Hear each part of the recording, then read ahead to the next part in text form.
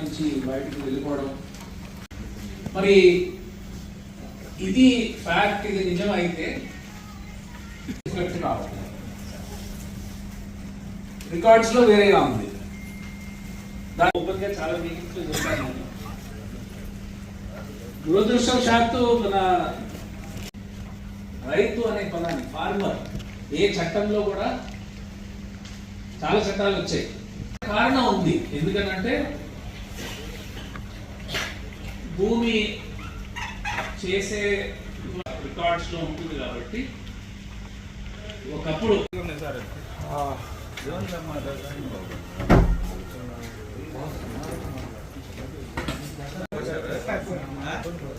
మంత్రి గారు అటు చెప్పేసి వెళ్ళిపోయేవాడు కదా.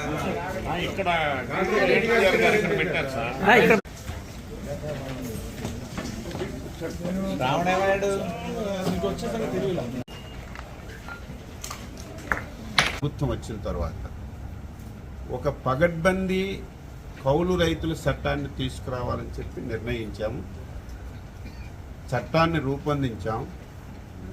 గతంలో క్యాబినెట్లో పెట్టడానికి తీసుకెళ్ళాము.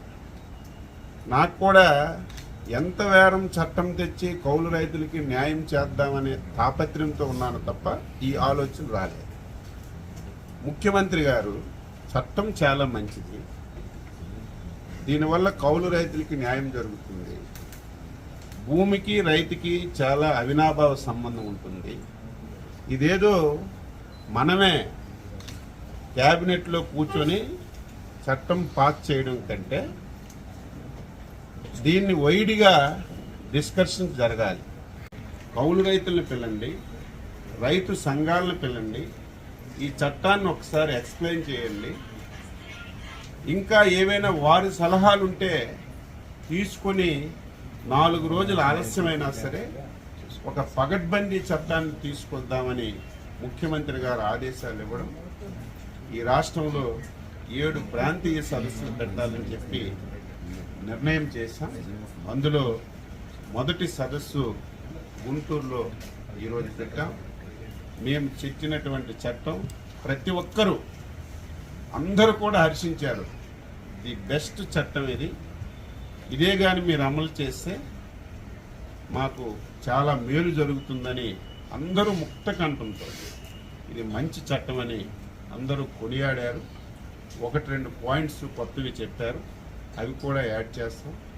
మిగతా ప్రాంతాల్లో కూడా ఈ సదస్సులు పెట్టి అందరి అభిప్రాయాలు తీసుకొని ఒక మంచి కౌలుదారుల చట్టాన్ని ఈ రాష్ట్రంలో తీసుకొస్తామని చెప్పి ఈ సందర్భం.